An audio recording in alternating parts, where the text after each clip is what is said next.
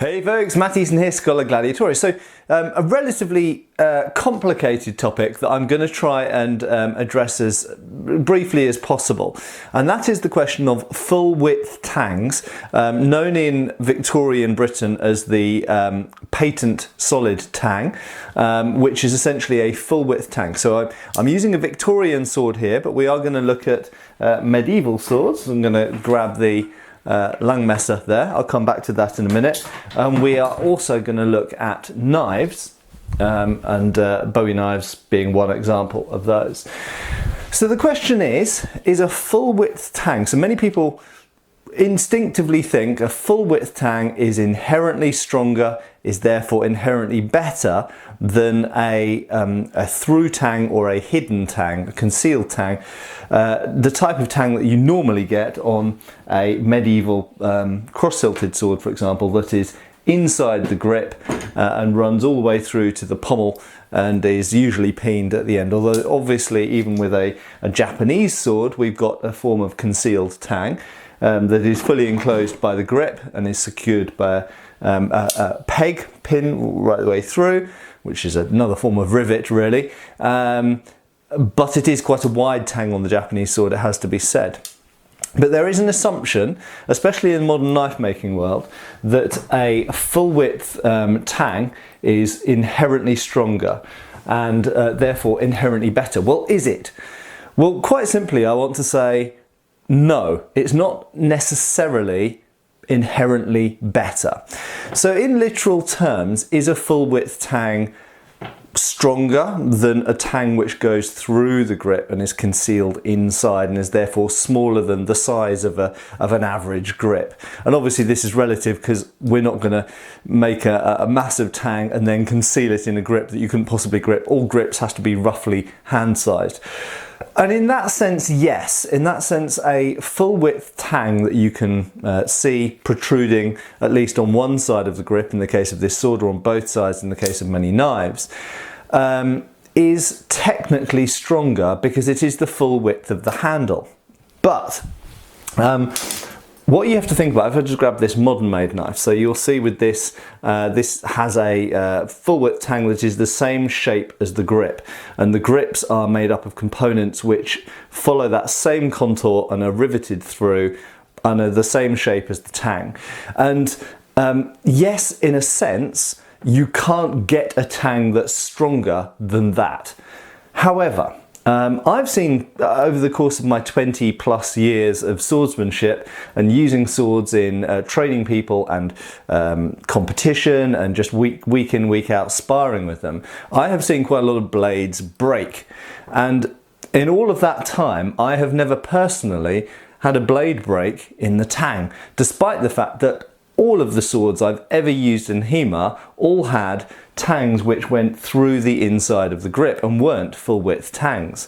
Where did those blades break? Well, they either broke down at the base, down here, which is the portion you often use in guarding with, and often it's the portion of the blade where a lot of force is concentrated, or they broke up here towards the cutting portion of the blade because I'd put a cut in, and the opponent had defended with the base of their blade and it's sheared through, snapped through the end of my blade, or indeed vice versa, I'd parried and their blade had broken off. Now, I haven't seen an awful lot of broken blades, it has to be said, and you have to bear in mind also that whenever we're talking about material design of swords or knives, you've got to consider that these were designed, maybe not this one because it's modern, but the historical ones were designed in historical periods with imperfect materials. Not to say that modern materials are necessarily literally perfect, but they are more reliable, more predictable, and metallurgically better than what people were using 100 years ago, 200 years ago, 1,000 years ago. So quite simply, steel, if we just choose the material most commonly used for the weapons that we're talking about, steel has become more uniform, more predictable, with less impurities, and therefore we can more reliably heat treat it and expect certain behaviours out of a given piece of steel. So within a certain parameters, you could say if you make the tang as thick as possible, yes, absolutely, technically, that makes it stronger than a tang which goes through the grip.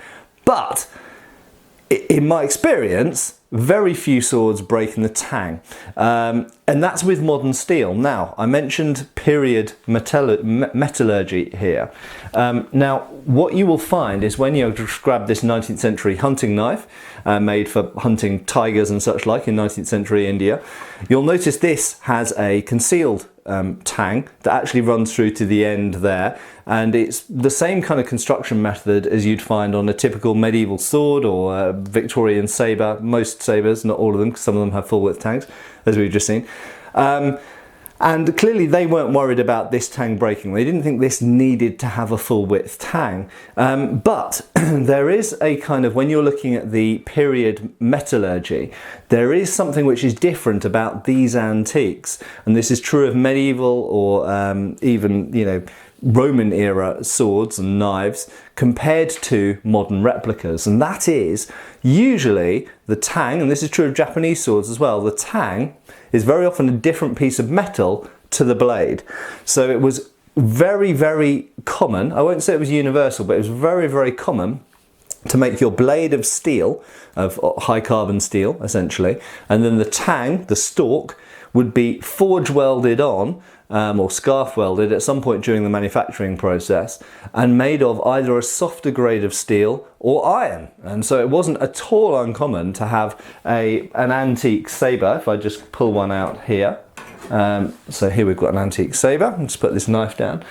It wasn't at all uncommon to have the blade, yes, this is rusty and does need cleaning, I haven't got around to restoring this one yet, but the blade would be steel, and then somewhere around the base of the blade here, you'll actually see the signs around this region here. You'll see the signs of the scarf weld where the iron tang is forge welded to the steel blade.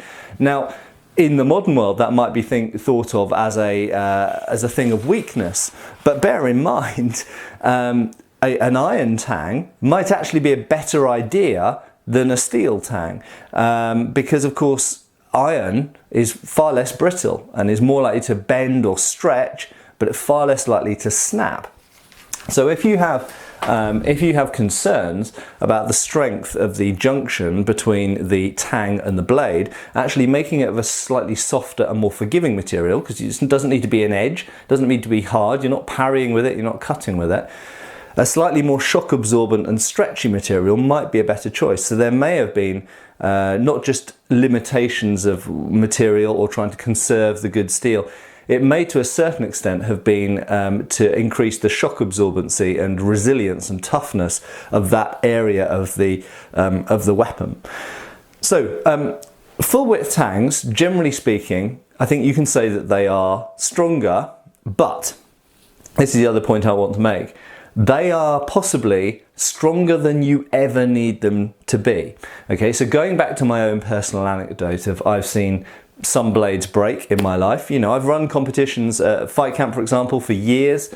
I've been to events all over Europe, and I have seen blades break. And I have seen blades break at the Tang, okay? But the majority of blades that I have seen break, and all of the blades that I have personally had break either against me or in my hand, have all broken further up the blade, as I mentioned. So therefore, given that tangs don't break very often, and those are just the normal through tangs, do you need a full width tang?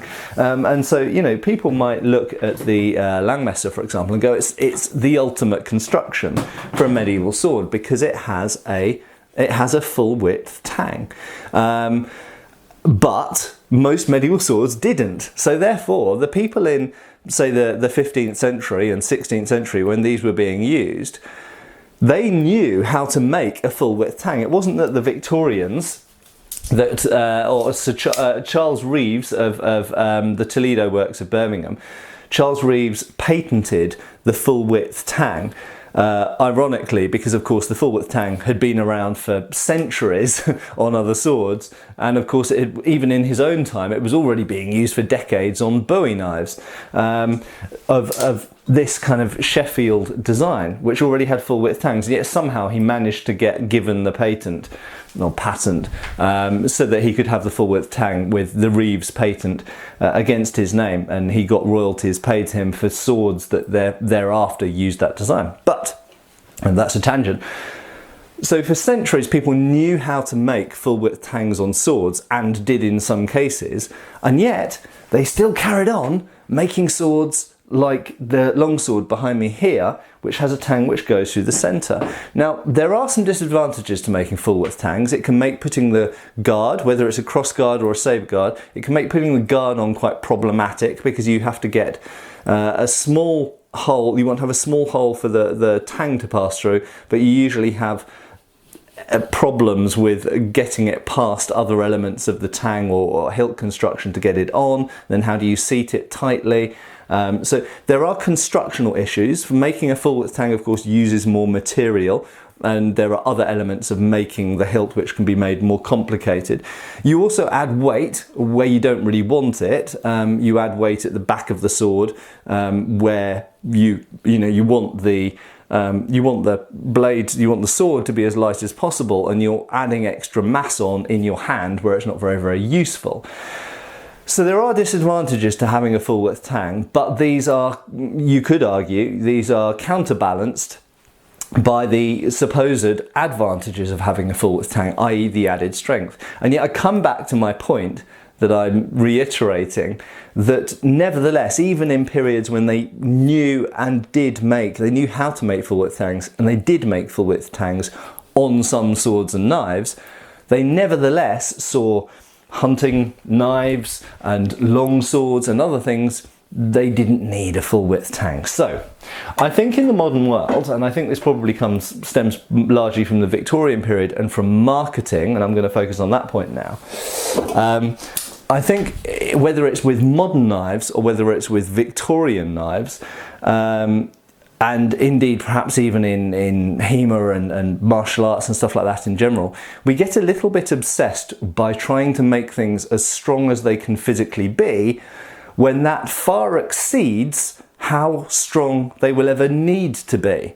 And again, I come back to my anecdote that if your blades predominantly break up here, then why worry that much about the hilt construction down here? If a normal tang which goes through the grip barely ever breaks, why make a full width tang? And I think the answer is largely, I think it's about marketing. I think it's a sales thing.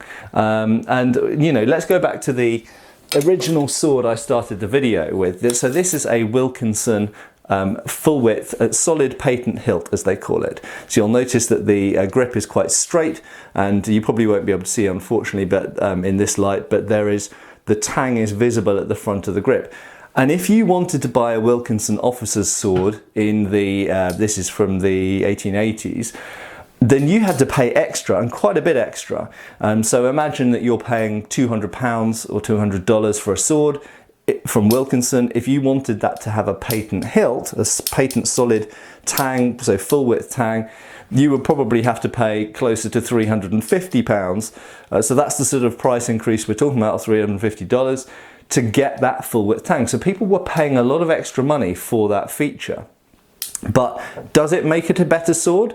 I would argue no. They look pretty cool, but I think by and large they're kind of a gimmick.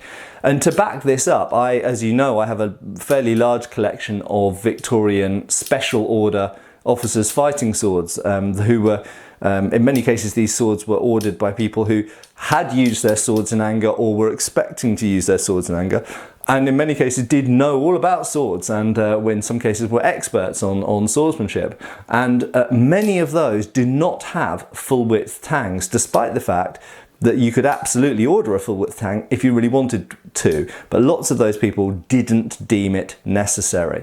Just the same as in the medieval period, lots of people buying long swords and arming swords did not deem it necessary to have a full width tang like you find on a Langmesser.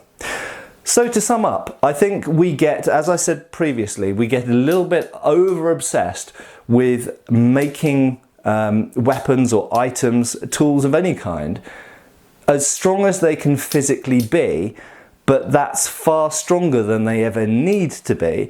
And in doing so, you can increase the cost of manufacture, the difficulty of manufacture. In some cases, you even make them worse weapons because you make them heavier, or you make them balance a bit strangely, a bit too much weight in the hand, this kind of thing.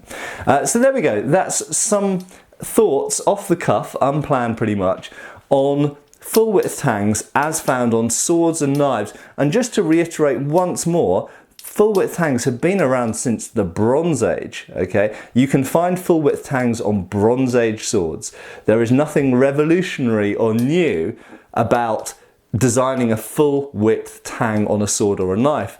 But even in the modern world, some people get obsessed about, oh, it must have a full width tang. But you have to remember, for all of those thousands of years that swords and knives have been made, many swords had a tang that went through the grip, and people found that completely and utterly adequate. Just as the Roman army did with their gladiuses, just as medieval knights did with their longswords, and just as the majority of 19th century cavalrymen and hunters with knives also found that a through tang was perfectly sufficient. Cheers for watching, and if you found this video interesting, there's lots more like it on my channel. Please give me a subscribe if you haven't already. I've got more videos on Patreon. If you want to see more videos, I release 3 extra a month on there. And give this video a like if you found it even remotely interesting. And thanks a lot for watching. See you soon. Thanks for watching. We've got extra videos on Patreon. Please give our Facebook a like and subscribe if you haven't already. Cheers, folks.